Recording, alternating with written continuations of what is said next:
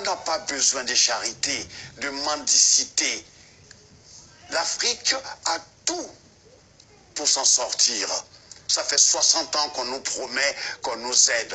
On ne veut pas de cette sorte d'aide. On n'est pas des mendiants. Oui. On a le pouvoir humain, on a l'énergie des matières premières. On peut s'en sortir. Qu'est-ce que vous pensez, Alpha, du discours du président français Emmanuel Macron à Ouagadougou qui a reconnu d'abord les crimes de la colonisation et qui a appelé finalement à sortir de cette relation-là?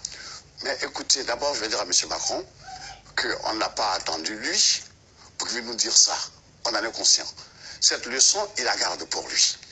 Vu après comment il s'est comporté avec le président Kaboré, il fallait que son protocole, son chef de protocole, lui dise qu'un jeune comme lui n'a pas le droit de tapoter sur la joue un président, un aîné, qui pourrait être son père.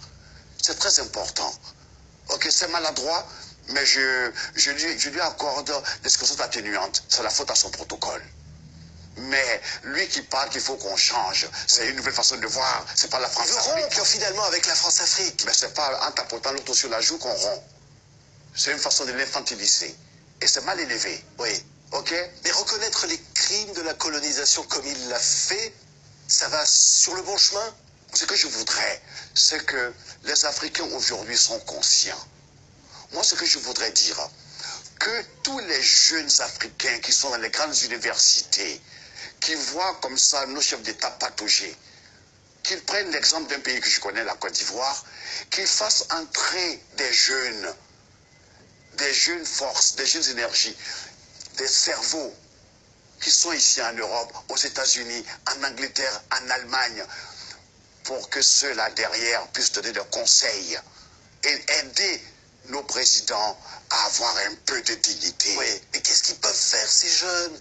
Ces jeunes, on dit, comment l'avenir leur appartient, oui, parce que comment on ne laissera pas. Écoutez, j'ai la chance de connaître quelques jeunes de l'équipe de M. Ouattara. Ils sont brillants. Ils sont polytechniciens.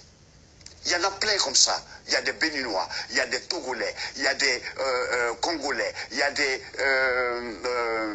Camerounais, il y a des Sénégalais. Tous ceux-là doivent venir à la rescousse. Ils ne peuvent rien apporter ici en Europe.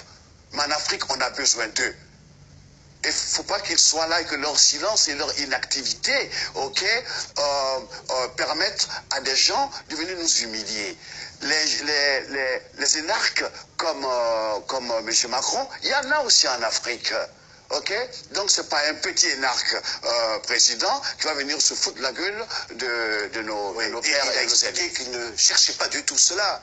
Il a expliqué qu'il ne cherchait pas d'ailleurs à humilier, que c'était voilà, autre chose. Mais autre chose, justement, pour nous, chacun interprète comme il veut. On aime bien Macron, on aime bien sa jeunesse, mais cette maladresse, tu comprends, on l'a pris tous personnellement. Et je souhaiterais que, s'il a l'occasion de le réparer, qu'il le fasse, ou que son protocole lui enseigne comment en Afrique on respecte les aînés. Merci de ce témoignage. Merci. Merci.